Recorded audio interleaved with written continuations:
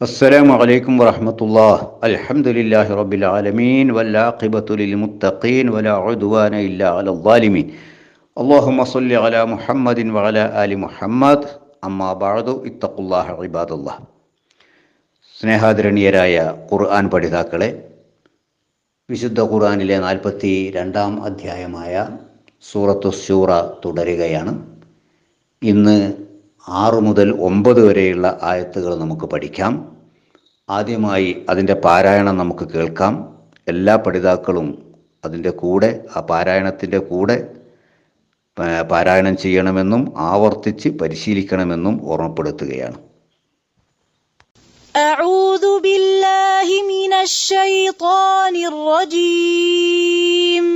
أعوذ بالله من الشيطان الرجيم. بسم الله الرحمن الرحيم. بسم الله الرحمن الرحيم. والذين اتخذوا من دونه أولياء الله حفيظ عليهم. والذين اتخذوا من دونه أولياء الله حفيظ عليهم. حفيظ عليهم. حفيظ عليهم. وما أنت عليهم بوكيل. وما أنت عليهم بوكيل. وكذلك أوحينا إليك قرآنا عربيا لتنذر أم القرى. وكذلك أوحينا إليك قرآنا عربيا لتنذر أم القرى ومن حولها وتنذر يوم الجمع لا ريب فيه. لتنذر أم القرى ومن حولها وتنذر يوم الجمع لا ريب فيه. فريق في الجنة وفريق في السعير. فريق في الجنة وفريق في السعير. ولو شاء الله لجعلهم أمة واحدة ولو شاء الله لجعلهم أمة واحدة ولكن يدخل من يشاء في رحمته. ولكن يدخل من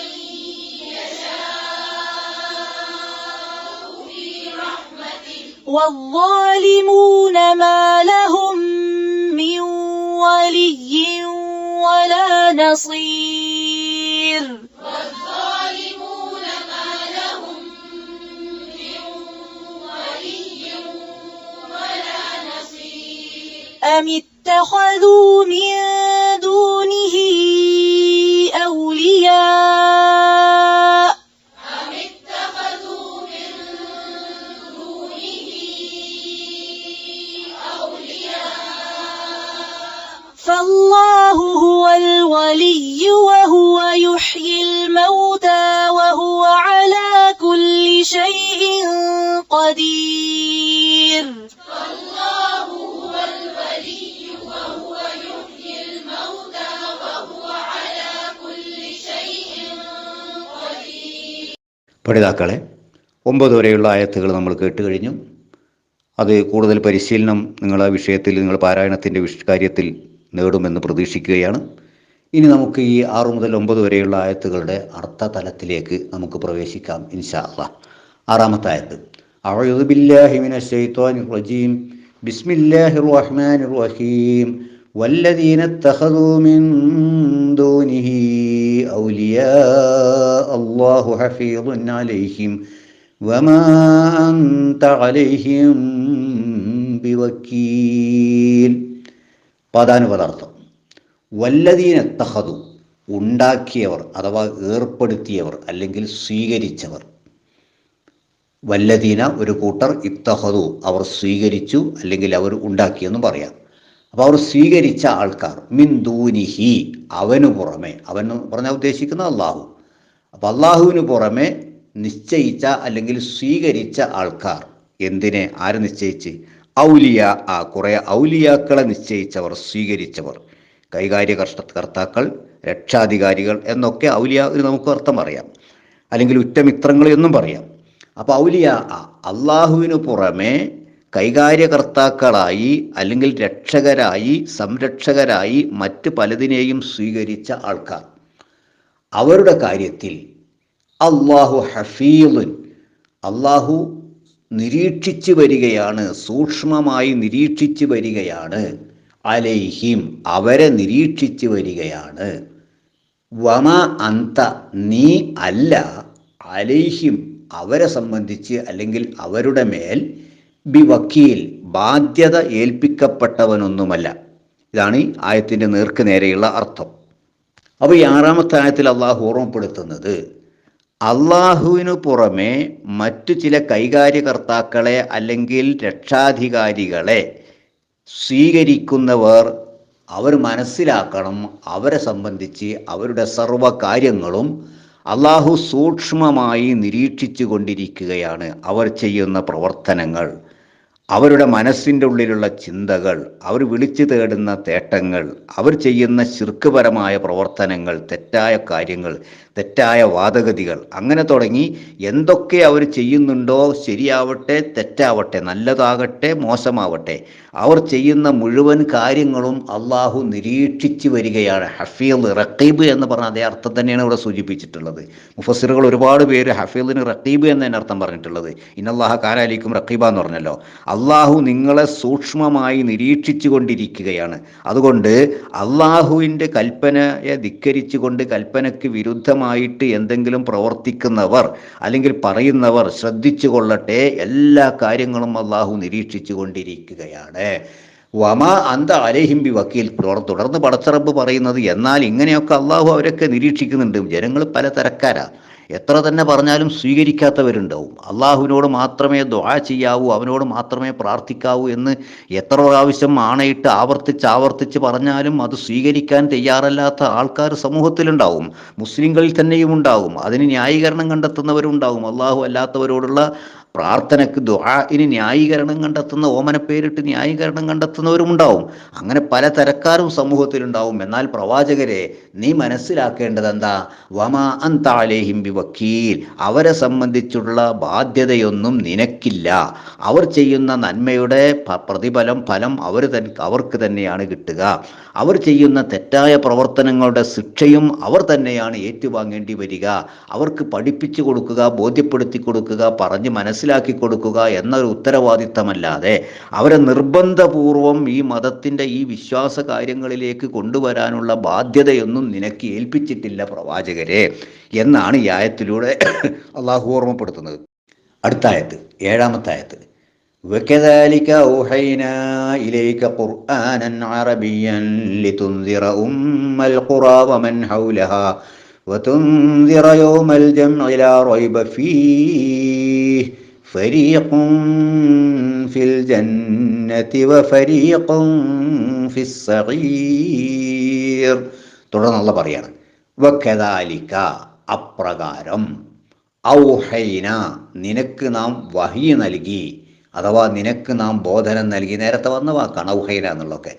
അപ്പോൾ വകദാലിക ഔഹൈന, അപ്രകാരം തന്നെ നിനക്ക് നാം വഹിയായി നൽകിയിരിക്കുന്നു, അല്ലെങ്കിൽ ബോധനം നൽകിയിരിക്കുന്നു. ഖുർആനൻ, ഈ വിശുദ്ധ ഖുർആൻ, അറബിയൻ, അറബി ഭാഷയിലുള്ള ഒരു വിശുദ്ധ ഖുർആൻ നിനക്ക് നാം ബോധനമായി വഹിയായിട്ട് നൽകിയിരിക്കുന്നു. അപ്പോൾ അല്ലാഹു പറയാ, വക്കദാലിക അപ്രകാരം ഔഹൈന നിനക്ക് നാം വഹി നൽകി, ഇലൈക്ക നിനക്ക് നിന്നിലേക്ക് ഖുർആനൻ ഒരു ഖുർആനിനെ വഹിയായിട്ട് നൽകി, അറബിയൻ അറബിയിലുള്ള ഖുർആൻ, ലിത്തുന്തിറ നീ മുന്നറിയിപ്പ് നൽകുന്നതിന് വേണ്ടി അഥവാ താക്കീത് നൽകുന്നതിന് വേണ്ടി, ഉമ്മൽ ഖുറ രാജ്യങ്ങളുടെ മാതാവിനെ അഥവാ രാജ്യങ്ങളുടെ കേന്ദ്രത്തെ ഉദ്ദേശിക്കുന്നത് മക്കയാണ്. മക്കൾക്ക് അങ്ങനെ ഒരു പേരുണ്ട്, ഉമ്മുൽ ഖുറ, രാജ്യങ്ങളുടെ കേന്ദ്രം. അതിന് പല കാരണങ്ങളും ചരിത്രകാരന്മാർ പണ്ഡിതന്മാർ നിരത്തുന്നുണ്ട്. ഇൻഷാ അല്ലാഹ് ചെറുതായിട്ട് പിന്നീട് വിശദീകരിക്കാം. അപ്പോൾ മക്കയിലുള്ള ജനതയെ, മക്കയെ എന്ന് പറഞ്ഞാൽ മക്കയിലുള്ള ജനതയെ, ഉമ്മുൽ ഖുറയിലുള്ള ആ രാജ്യങ്ങളുടെ കേന്ദ്രമായ മക്കയിലുള്ള ജനങ്ങളെ താക്കീത് നൽകാൻ, അല്ലെങ്കിൽ അവർക്ക് മുന്നറിയിപ്പ് നൽകുന്നതിന് വേണ്ടി അറബി ഭാഷയിലുള്ള ഖുർആൻ നിനക്ക് നൽകി. വമൻ ഹൗലഹ ആ മക്കയുടെ ചുറ്റുഭാഗത്തുള്ളവരെയും താക്കീത് നൽകാൻ വേണ്ടി, വതുന്ദിറ നീ മുന്നറിയിപ്പ് നൽകുന്നതിന് വേണ്ടിയും, യൗമൽ ജംഇ ഒരുമിച്ച് കൂട്ടുന്ന ദിവസത്തെപ്പറ്റി മുന്നറിയിപ്പ് നൽകാൻ അല്ലെങ്കിൽ താക്കീത് നൽകാനും, ലാ റൈബ ഫീഹി അതിലൊരു സംശയവുമില്ല, ലാ റൈബ് എന്ന സംശയം, ലാ റൈബ ഫീഹി അതിലൊരു സംശയവുമില്ല, ഫരീഖുൻ ഒരു വിഭാഗം, ഫിൽ ജന്നത്തി സ്വർഗത്തിലാണ്, വ ഫരീഖുൻ വേറെ ഒരു വിഭാഗം, ഫിസ് സഈർ നരകത്തിലുമാണ്. അങ്ങനത്തെ ഒരു ദിവസമുണ്ട്, അതിനെപ്പറ്റി മുന്നറിയിപ്പ് നൽകാൻ. അപ്പോൾ ഇവിടെ 7-ാമത്തെ ആയത്തിൽ അള്ളാഹു ഓർമ്മപ്പെടുത്തുന്നത് വകദാലിക ഔഹൈന ഇപ്രകാരം തന്നെ നിനക്ക് നാം ഒരു വേദഗ്രന്ഥം വിശുദ്ധ ഖുർആൻ അറബി ഭാഷയിലായിട്ട് നൽകിയിരിക്കുന്നു എന്നാ. അപ്പോൾ കദാലിക്ക എന്ന് പറഞ്ഞാൽ അപ്രകാരം തന്നെ നാം നൽകി എന്ന് പറയുമ്പോൾ എന്താ ദാലിക്ക അപ്രകാരം നൽകി എന്ന് പറയുന്നത്?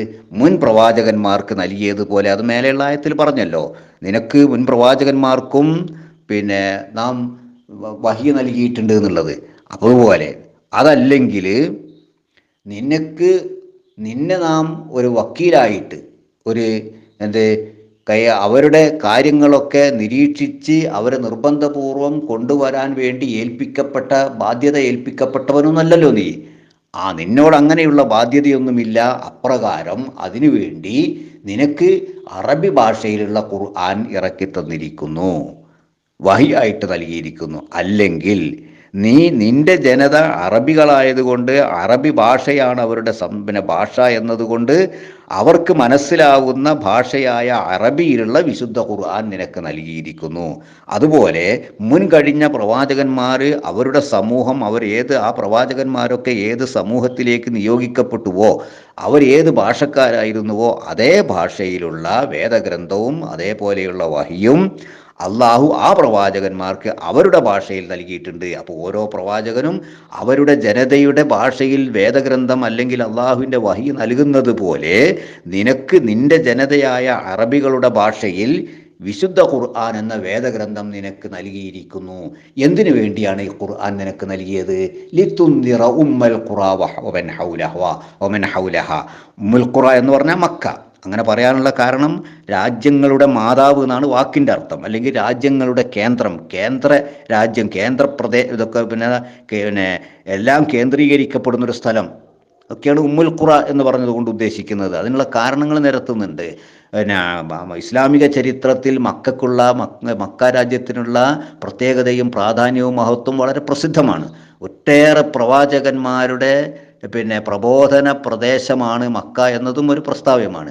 അതിൽ പുറമെ ചരിത്രകാരന്മാർ പലരും അഭിപ്രായപ്പെടുന്നുണ്ട്, മക്ക പരിസരത്താണ് ആദ്യമായിട്ട് മനുഷ്യജീവിതം ആരംഭിച്ചത് എന്നും പറയപ്പെടുന്നുണ്ട്.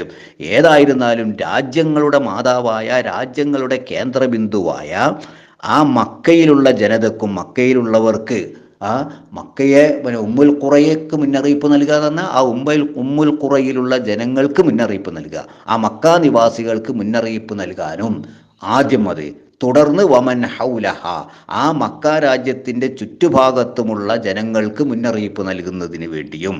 അപ്പോൾ ആദ്യം സ്വന്തം സമൂഹമായ, സ്വന്തം രാജ്യമായ മക്കയിലുള്ളവർക്ക് ഇസ്ലാമിക പ്രബോധനം നിർവഹിക്കണം.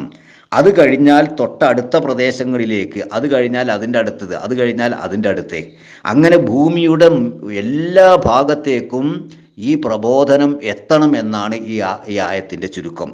തുടങ്ങേണ്ടത് മക്കയിൽ നിന്ന്, മക്ക നിവാസികളിൽ നിന്ന്.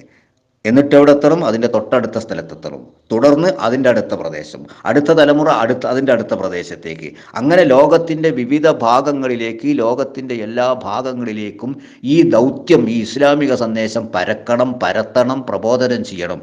അതിനുവേണ്ടിയാണ് നിനക്ക് വിശുദ്ധ ഖുർആൻ നാം നൽകിയിട്ടുള്ളത്. ഇന്നത് സത്യമായി പുലർന്നു. ലോകത്തിൻ്റെ എല്ലാ ഭാഗത്തും ഇന്ന് മുസ്ലിങ്ങളുണ്ട്. ഇസ്ലാമിനെ പരിചയമില്ലാത്ത ഒരു രാജ്യം ലോകത്ത് നിലനിൽക്കുന്നില്ല.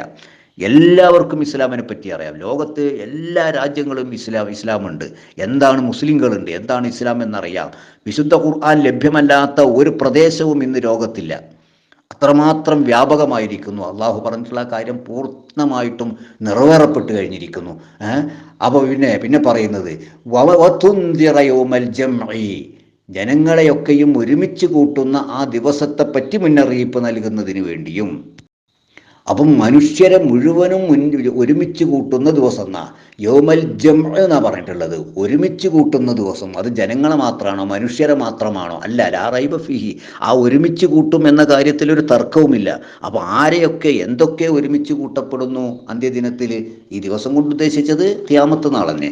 ആ ഖിയാമത്ത് നാളിൽ എന്തിനെയൊക്കെ ആരെയൊക്കെയാണ് ഒരുമിച്ച് കൂട്ടപ്പെടുന്നത്? ചുരുക്കി പറഞ്ഞാൽ എല്ലാം അവിടെ ഒരുമിച്ച് കൂടുന്നു. ഏതൊക്കെ? ആകാശങ്ങളിലുള്ളവരും ഭൂമിയിലുള്ളവരും എല്ലാവരും ഒരുമിച്ച് കൂടുന്നു. ആകാശലോകത്തുള്ള മലക്കുകൾ, മലക്കുകൾ, മറ്റേതെങ്കിലും സൃഷ്ടിജാലങ്ങളുണ്ടെങ്കിൽ അവയെല്ലാം അന്ത്യദിനത്തിൽ ഖിയാമത്ത് നാളിൽ അള്ളാഹുവിൻ്റെ മഹ്ശറയിൽ ഒരുമിച്ച് കൂടുന്നു. അതുപോലെ ഭൂമിയിലുള്ള എല്ലാ ജീവജാലങ്ങളും മനുഷ്യരും തുടങ്ങി എല്ലാം ഒരുമിച്ച് കൂടുന്നു. അപ്പോൾ മനുഷ്യരെ മാത്രമല്ല, മനുഷ്യരെ ഒരുമിച്ച് കൂട്ടുന്നു എന്ന് മാത്രമല്ല, ആകാശങ്ങളിലും ഭൂമിയിലുമുള്ള സർവ്വ ജീവജാലങ്ങളെയും സർവ്വ സൃഷ്ടികളെയും ഒരുമിച്ച് കൂട്ടുന്ന ദിവസം മഹ്ശറയിൽ ഒരുമിച്ച് കൂട്ടുന്നു. കഴിഞ്ഞോ? അവരെ മാത്രമാണോ? അതുമല്ല, വേറെയും ഒരുമിച്ച് കൂട്ടലുണ്ട്. മനുഷ്യരൊക്കെയും മരിച്ച് മണ്ണായി തീർന്നവരാണ്. എന്നിട്ട് ആ മനുഷ്യരെ അന്ത്യദിനത്തിൽ അവരുടെ റൂഹും അവരുടെ ശരീരവുമായി കൂട്ടിച്ചേർക്കും. അത് മറ്റൊരു തരത്തിലുള്ള കൂട്ടിച്ചേർക്കൽ. ഓരോരുത്തരുടെ റൂഹും അവരുടെ ശരീരവും തമ്മിൽ വീണ്ടും കൂട്ടിച്ചേർക്കപ്പെടുന്നു. മറ്റൊരു വിധത്തിലുള്ള ഒരുമിച്ച് കൂട്ടൽ. അവിടെയും കഴിഞ്ഞിട്ടില്ല. ഏത് പ്രവർത്തനങ്ങൾ ചെയ്തിട്ടുണ്ടോ, എന്തൊക്കെ ചെയ്തിട്ടുണ്ടോ അവരുടെ പ്രവൃത്തികളും അവരെയും ഒരുമിച്ച് കൂട്ടുന്നവർ. ഓരോ മനുഷ്യനും ചെയ്തിട്ടുള്ള സർവ്വ അമലുകളും, അത് നല്ലതാവട്ടെ ചീത്തയാവട്ടെ, ചെയ്തു കൂട്ടിയിട്ടുള്ള സർവ്വ അമലുകളും ആ മനുഷ്യരെയും ഒരുമിച്ച് കൂട്ടും. ആ അമലുകളുടെ രേഖകൾ അവരുടെ കയ്യിൽ കൊടുക്കും. അങ്ങനെ അവർ ചെയ്തിട്ടുള്ള എല്ലാ അമലുകളും ആ ജനങ്ങളെയും ഒരുമിച്ച് കൂട്ടുന്ന ദിവസം. അവിടെയും തീരുന്നില്ല. ആക്രമിക്കപ്പെട്ടവനും അക്രമിയും ഒരുമിച്ച് കൂടുന്ന ദിവസം അവരെയും ഒരുമിച്ച് കൂട്ടും. അക്രമികളെ നേരിട്ട് ആക്രമിച്ചവനെയും ആക്രമിക്കപ്പെട്ടവനെയും അടുത്തടുത്തായിട്ട് ഒരുമിച്ച് കൂട്ടും, പ്രതികാരം ചെയ്യും. ഒരു ജീവി പോലും, ഒരു മൃഗം പോലും അന്യായമായി മറ്റൊരു മൃഗത്തെ വേദനിപ്പിച്ചിട്ടുണ്ടെങ്കിൽ, ആക്രമിച്ചിട്ടുണ്ടെങ്കിൽ ആ രണ്ട് മൃഗങ്ങളെപ്പോലും അടുത്ത് ഒരുമിച്ച് കൂട്ടിയിട്ട് പ്രതികാരം ചെയ്യിക്കും. അങ്ങനെ തുടങ്ങിയിട്ട് എല്ലാം ചുരുക്കി പറഞ്ഞിട്ടുണ്ടെങ്കിൽ ആരൊക്കെ എന്തൊക്കെ ചെയ്തിട്ടുണ്ടോ അതിനാവശ്യമായ സാക്ഷികളെ മുഴുവനും, മനുഷ്യൻ ചെയ്തിട്ടുള്ള തിന്മകൾക്ക് സാക്ഷികളായിട്ടുള്ള എല്ലാവരെയും ഒരുമിച്ച് കൂട്ടും. അത് പ്രവാചകന്മാരാകാം, മലക്കുകളാകാം, ജിന്നുകളാകാം, തുടങ്ങിയിട്ടുള്ള സാക്ഷികൾ ആരൊക്കെയാണോ സാക്ഷിയായി ഹാജരാവേണ്ടത് ആ സാക്ഷികളൊക്കെ എല്ലാവരെയും ഹാജരാക്കപ്പെടുന്ന ദിവസം. ചുരുക്കി പറഞ്ഞാൽ പ്രപഞ്ചത്തിലുള്ള സർവവും ഒരുമിച്ച് കൂട്ടപ്പെടുന്ന ദിവസം. അതാണ് യൗമുൽ ഖിയാമ. നമ്മൾ നിസ്സാരായി കാണണ്ട, മനുഷ്യന്മാരെ മാത്രം വിചാരിക്കേണ്ട, എല്ലാവരെയും ഒരുമിച്ച് കൂട്ടാണ്, എല്ലാം ഒരുമിച്ച് കൂട്ടപ്പെടുകയാണ്. ആ ദിവസത്തെ പറ്റി മുന്നറിയിപ്പ് നൽകുന്നതിന് വേണ്ടിയും ആണ് നിനക്ക് ഈ വിശുദ്ധ ഖുർആൻ അവതരിപ്പിച്ചു തന്നിട്ടുള്ളത്. ആ ആയത്തിൽ തുടർന്ന് പറയാണ്. എന്നിട്ട് ഇങ്ങനെ ഒരുമിച്ച് കൂടും എന്ന കാര്യത്തിൽ, അല്ലെങ്കിൽ ഒരുമിച്ച് കൂട്ടും എന്ന കാര്യത്തിൽ ലാ റൈബ ഫീഹി, ഒരു തർക്കവും ഒരു സംശയവും ഇല്ല കേട്ടോ. ആരെന്തൊക്കെ എത്രയൊക്കെ നിഷേധിച്ചാലും ഇത് സത്യമായി പുലരുക തന്നെ ചെയ്യും. ഒരു തർക്കവും സംശയവും അതിലില്ല. അന്ന് ഫരീഖും ഫിൽ ജന്നത്തി വ ഫരീഖും ഫിസ് സഗീർ, ഒരു വിഭാഗം സ്വർഗത്തിലാണ്, ഒരു വിഭാഗം നരകത്തിലാണ്. അപ്പോൾ അവിടെ രണ്ടായി തിരിഞ്ഞില്ലേ? നേരത്തെ പറഞ്ഞത് എല്ലാവരെയും ഒരുമിച്ച് കൂട്ടുന്നല്ലേ? ഈ ആയത്തിന്റെ അവസാനം പറയുന്നത് രണ്ടായിട്ട് വിഭജിക്കപ്പെടുകയല്ലേ? ഒരു വിഭാഗം നരകത്തിൽ, ഒരു വിഭാഗം സ്വർഗത്തിൽ. അപ്പോൾ അവിടെ രണ്ടായിട്ട് വിഭജിക്കപ്പെട്ടു. അപ്പോൾ ഇത് രണ്ടും വൈരുദ്ധ്യാണോ? എല്ലാവരെയും എല്ലാ വസ്തുക്കളെയും എല്ലാ അമലുകളെയും എല്ലാം ഒരുമിച്ച് കൂട്ടും എന്ന് പറയുന്നു. എന്നിട്ട് പറയുന്നത് അവരെ രണ്ടായിട്ട് വിഭജിക്കപ്പെടും, രണ്ടായിട്ട് മാറ്റി നിർത്തുന്നുള്ളത്. അപ്പോൾ ഒരുമിച്ച് കൂടലും മാറ്റി നിർത്തലും രണ്ടും നടക്കും എന്നർത്ഥം. ആദ്യം എല്ലാവരെയും എല്ലാ വസ്തുക്കളെയും ഖിയാമത്ത് നാളിൽ മഹ്ശറിൽ ഒരുമിച്ച് കൂട്ടും. എന്നിട്ട് വിചാരണയ്ക്ക് ശേഷം അല്ലെങ്കിൽ വിചാരണയ്ക്ക് മുമ്പായിട്ട് അള്ളാഹുവിൻ്റെ കൽപ്പനയുണ്ടാകും. മുജ്രിമൂൻ, സൂറത്ത് യാസീൻ അറിയാലോ. കുറ്റവാളികളെ നിങ്ങളൊക്കെ വേറിട്ട് നിൽക്കുക, മാറി നിൽക്കുക. ആ സന്ദേശം വരുന്നതോടുകൂടി എല്ലാവരും വേറിട്ട് നിൽക്കും. കുറ്റവാളികളായ ആൾക്കാർ ഒരു ഭാഗത്തേക്കും സൽക്കർമ്മകാരികളായ ആൾക്കാർ വേറൊരു ഭാഗത്തേക്കും. അവിടെ തന്നെ വ്യക്തമാണ് ആ പ്രഖ്യാപനം, അള്ളാഹുവിൻ്റെ പ്രഖ്യാപനം വരുന്നതോടുകൂടെ വ്യക്തമാണ് ആരൊക്കെയാണ് സ്വർഗത്തിലേക്ക്, ആരൊക്കെയാണ് നരകത്തിലേക്ക് എന്നുള്ളത്. നരകാവകാശികളൊക്കെ വളരെ പെട്ടെന്ന് ക്ഷണനേരം കൊണ്ട്, സെക്കൻഡ് കൊണ്ട് അവരെല്ലാവരും ഒരു ഭാഗത്തേക്ക് മാറി നിൽക്കും. അതുപോലെ സ്വർഗാവകാശികളൊക്കെയും മറുഭാഗത്തേക്കും മാറി നിൽക്കും. ഫരീഖും ഫിൽ ജന്ന വ ഫരീഖും ഫിസ് സഈർ. ഒരു വിഭാഗം വന്ന് സ്വർഗത്തിലേക്കാണ്, മറ്റൊരു വിഭാഗം നരകത്തിലേക്കുമാണ്. വിചാരണയും കാര്യങ്ങളൊക്കെ ഇനി നടക്കാണ്ട്. അതിൻ്റെ ശേഷം അവരൊക്കെ അതേപോലെ സ്വർഗത്തിലേക്കുള്ളവർ സ്വർഗത്തിൽ, നരകത്തിലേക്കുള്ളവർ നരകത്തിലേക്ക്. അള്ളാഹു സ്വർഗാവകാശികളിൽ നമ്മൾ ഉൾപ്പെടുത്തട്ടെ. അടുത്ത ആയത്ത്, 8-ാമത്തെ ആയത്ത്. വലൗ ശാ അല്ലാഹു ലജഅലഹും ഉമ്മതൻ വാഹിദതൻ വലാകിൻ യുദ്ഖിലു മൻ യശാഉ ഫീ റഹ്മതിഹി വദ്ദാലിമൂന മാ ലഹും മിൻ വലിയ്യിൻ വലാ നസീർ. അർത്ഥം, പദാനുപദാർത്ഥം. വലൗ ശാ, ഉദ്ദേശിച്ചിരുന്നുവെങ്കിൽ, ലൗ എന്ന് പറഞ്ഞാൽ എങ്കിൽ, ലൗ ശാ ഉദ്ദേശിച്ചു എങ്കിൽ, അള്ളാഹു ഉദ്ദേശിച്ചു എങ്കിൽ, ലജഅലഹും അവരെ ആക്കുമായിരുന്നു, തീർച്ചയായും, ജഅല ആക്കി, ഹും അവരെ, ലജഅലഹും അള്ളാഹു അവരെ ആക്കുമായിരുന്നു, ഉമ്മത്തൻ സമൂഹമാക്കുമായിരുന്നു, വാഹിദത്തൻ ഒരു സമൂഹം, ഒരൊറ്റ സമൂഹം, ഒരൊറ്റ സമൂഹമാക്കുമായിരുന്നു. അള്ളാഹുവിന് അതിന് കഴിയും. വലാക്കിൻ എന്നാൽ, അല്ലെങ്കിൽ പക്ഷേ, അല്ലെങ്കിൽ എങ്കിലും എന്നൊക്കെ പറയാം. ലാക്കിൻ എന്നാൽ, യുദ്ഖിലു അവൻ പ്രവേശിപ്പിക്കും, മൻ യശാഉ അവൻ ഉദ്ദേശിക്കുന്നവരെ, മൻ ഒരുത്തനെ, യശാഉ അവൻ ഉദ്ദേശിക്കുന്നു. അപ്പോൾ അള്ളാഹു ഉദ്ദേശിക്കുന്ന ഒരുത്തനെ അല്ലെങ്കിൽ ഒരുത്തനെ, അപ്പോൾ അള്ളാഹു ഉദ്ദേശിക്കുന്നവരെ, മൻ യശാഉ അവൻ ഉദ്ദേശിക്കുന്നവരെ അള്ളാഹു പ്രവേശിപ്പിക്കുന്നു, ഫി റഹ്മത്തിഹി അവൻ്റെ കാരുണ്യത്തിൽ. ഫി ഇൽ റഹ്മത്ത് കാരുണ്യം, ഹി എന്ന് പറഞ്ഞാൽ അവൻ്റെ, ഫി റഹ്മത്തിഹി അവൻ്റെ കാരുണ്യത്തിൽ അള്ളാഹു പ്രവേശിപ്പിക്കുന്നു. വദ്ദാലിമൂന അക്രമികൾ, ലാലിമിൻ്റെ ബഹുവചനം ലാലിമൂന അക്രമികൾ, മാലഹും അവർക്ക് ഇല്ല, മാ ഇല്ല, ലഹും അവർക്ക്, മാലഹും അവർക്കില്ല, മിൻ വലിയും രക്ഷാകർത്താക്കൾ ആരുമില്ല, വലിയ രക്ഷാകർത്താവ്, മിൻ വലിയൻ രക്ഷാകർത്താക്കളിൽപ്പെട്ട ഒരുവനുമില്ല, മിൻ പെട്ടത് എന്ന് പറയാം, മിൻ വലിയിൻ രക്ഷാകർത്താക്കളിൽപ്പെട്ട ഒരുത്തനും അവർക്കാർക്കുമില്ല, വലാ നസീർ സഹായിയും ഇല്ല, സഹായകനും അല്ലെങ്കിൽ സഹായിയായിട്ടും ആരും തന്നെ ഇവർക്കുണ്ടായിരിക്കുകയില്ല. അപ്പോൾ ഈ ആയത്തിൽ അള്ളാഹു പറയാണ്, ജനങ്ങൾ ഇങ്ങനെ ഒരു വിഭാഗം നരകത്തിലേക്കുള്ളവർ, ഒരു വിഭാഗം സ്വർഗത്തിലേക്കുള്ളവർ. ദുനിയാവിൽ തന്നെ ജീവിതകാലത്ത് കുറേ ആൾക്കാർ സത്യവിശ്വാസം സ്വീകരിച്ചവർ, കുറേ അല്ല കുറച്ച്, വേറെ വലിയൊരു വിഭാഗം ആൾക്കാർ സത്യവിശ്വാസം സ്വീകരിക്കാത്തവർ. ഇങ്ങനെ രണ്ട് വിഭാഗമായിട്ട് എന്തിനാ നിൽക്കുന്നത്? അള്ളാഹ്ക്ക് വേണമെങ്കിൽ എല്ലാവരും ഒരുപോലെ ആക്കിക്കൂടെ? എല്ലാവരെയും ഇസ്ലാമിൻ്റെ വക്താക്കളാക്കി, അല്ലെങ്കിൽ എല്ലാവരെയും ഇസ്ലാമിന് വിരുദ്ധ ശക്തികളാക്കി മാറ്റി വേണമെങ്കിൽ അള്ളാഹുവിന് ചെയ്യാം. പക്ഷേ അത് അള്ളാഹ് ചെയ്യില്ല. അതൊക്കെ തിരഞ്ഞെടുക്കാനുള്ള സ്വാതന്ത്ര്യം മനുഷ്യന് അള്ളാഹു നൽകിയിരിക്കുകയാണ്. അള്ളാഹ് ഉദ്ദേശിച്ചു വരുന്നുവെങ്കിൽ നിങ്ങളൊക്കെ ദൂരമൊക്കെ ചെയ്യാൻ അള്ളാഹ്ക്ക് കഴിയാത്തത് കൊണ്ടല്ല, പക്ഷേ അള്ളാഹു ചെയ്യില്ല. അത് മനുഷ്യർക്ക് വിട്ടു തന്നിരിക്കുകയാണ്. വലൗ ഷാ അള്ളാഹു ഉദ്ദേശിച്ചിരുന്നുവെങ്കിൽ ലജഅലഹും ഉമ്മത്തൻ വാഹിദ ഇവരെ എല്ലാം, ഈ മനുഷ്യരെ മുഴുവനും ഒരൊറ്റ സമൂഹമാക്കി അള്ളാഹു മാറ്റുമായിരുന്നു. വലാക്കിൻ എന്നാൽ പടച്ച റബ്ബ് യുദ്ഖിലു മൻ യശാഉ ഫീ റഹ്മതിഹി അവൻ്റെ റഹ്മത്തിൽ, അവൻ്റെ കാരുണ്യത്തിൽ അവൻ ഉദ്ദേശിക്കുന്നവരെ അവൻ പ്രവേശിപ്പിക്കും എന്ന് പറഞ്ഞാൽ നിർബന്ധമല്ല. മനുഷ്യൻ്റെ പ്രവർത്തനങ്ങളെ കൊണ്ട് അവൻ ഉദ്ദേശിക്കുന്ന ആൾക്കാരെ, അള്ളാഹു ഉദ്ദേശിക്കുന്നവരെ അവൻ സ്വർഗത്തിൽ അല്ലെങ്കിൽ അവൻ്റെ കാരുണ്യം ലഭിക്കുന്നവരുടെ കൂട്ടത്തിൽ അള്ളാഹു ഉൾപ്പെടുത്തും. ഇതൊരു അള്ളാഹു നിർബന്ധപൂർവ്വം ആളെ തെറ്റിലേക്കും നന്മയിലേക്കും കൊണ്ടുപോവുക എന്നർത്ഥത്തിനല്ല. മനുഷ്യൻ ചെയ്യുന്ന എല്ലാ പ്രവർത്തനങ്ങളും അള്ളാഹുവിൻ്റെ ചെയ്തികൾ, അള്ളാഹുവിൻ്റെ പ്രവർത്തനങ്ങൾ എന്ന് തന്നെയാണ്. അങ്ങനെയുണ്ട് വിശുദ്ധ ഖുർആനിൻ്റെ ആയത്തുകൾ. അതായത് നിങ്ങൾ ചെയ്യുന്ന പ്രവർത്തികളും എല്ലാം നമ്മുടെ നാമാണ് സൃഷ്ടിച്ചിട്ടുള്ളത്.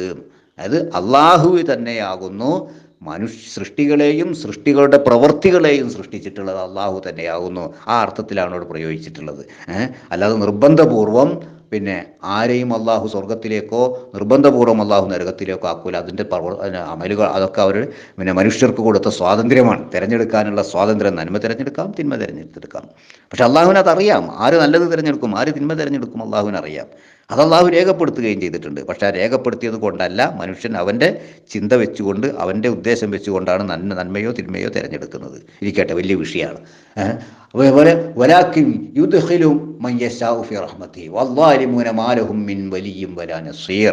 അക്രമികളായ ആൾക്കാർ, ഏറ്റവും വലിയ അക്രമം ശിർക്ക് തന്നെ, അള്ളാഹുവിൽ പങ്കു ചേർക്കുന്നത്. അള്ളാഹുവിൻ്റെ ദാത്തിലോ സിഫാത്തിലോ അസ്മായിലോ ഒക്കെ പങ്കു ചേർക്കുന്നത്, അതെല്ലാം അതിൽ പെടും. അള്ളാഹുവിനെ പോലെ മറ്റൊരു അള്ളാഹ് ഉണ്ട് എന്ന് പറയണ്ട. അത് മാത്രമാണ് ശിർക്ക് എന്നല്ല. അള്ളാഹുവിന് തുല്യനായ മറ്റൊരു അള്ളാഹു ഉണ്ട് എന്ന് പറയുന്നതല്ല ശിർക്ക്. അള്ളാഹുവിൻ്റെ കഴിവുകൾക്ക് തുല്യമായി കഴിവുള്ള മറ്റൊരു ശക്തിയുണ്ട് എന്ന് പ്രഖ്യാപിക്കുന്നത് മാത്രമല്ല ശിർക്ക്. അത് ശിർക്കാണ്. പക്ഷെ അങ്ങനെ പറയുന്നവരാരുമില്ല. അള്ളാഹുവിന് തുല്യമായ ഒരു അള്ളാഹു വേറെയുണ്ട്, സ്രഷ്ടാവിന് തുല്യനായ മറ്റൊരു സ്രഷ്ടാവുണ്ട് എന്ന് പറയുന്ന മതവിശ്വാസികൾ ആരുമില്ല. അള്ളാഹുവിൻ്റെ കഴിവുകൾക്ക്, കുദറത്തുകൾക്ക്, അവൻ്റെ ഹിക്മത്തുകൾക്ക്, അവൻ്റെ ഇൽമുകൾക്കൊക്കെ തുല്യമായ ഇൽമും കുദറത്തും ഒക്കെയുള്ള മറ്റൊരു ശക്തിയുണ്ട് എന്ന് വിശ്വസിക്കുന്നവർ മതവിശ്വാസികളിൽ ആരുമില്ല. അള്ളാഹുവിൻ്റെ പിന്നെ സിഫത്തുകൾ, അവന് മാത്രം അവകാശപ്പെട്ട ഇസ്മുകൾ, അവ മറ്റാർക്കെങ്കിലും വകവെച്ച് കൊടുത്തിട്ടുണ്ടെങ്കിൽ അത് തന്നെയാണ് ശിർക്ക്. പ്രാർത്ഥനയ്ക്ക് ഉത്തരം ചെയ്യുക എന്നത് അള്ളാഹുവിൻ്റെതാണ്, അള്ളാഹുവിൻ്റെ സിഫത്താണ്. മുജീബാണ് അള്ളാഹു, മുജീബുദ്ദഅവാത്താണ്. പ്രാർത്ഥനയ്ക്ക് ഉത്തരം ചെയ്യുന്നവരാണ് അള്ളാഹു. ആ പ്രാർത്ഥനയ്ക്ക് ഉത്തരം ചെയ്യുക എന്നത് അള്ളാഹു അല്ലാതെ മറ്റാർക്കെങ്കിലും വകവെച്ച് കൊടുത്തിട്ടുണ്ടെങ്കിൽ അത് അള്ളാഹുവിൻ്റെ സിഫത്തിൽ പങ്കുചേർക്കൽ തന്നെയാണ്, അള്ളാഹുവിൻ്റെ അസ്മായിൽ പങ്കുചേർക്കൽ തന്നെയാണ്.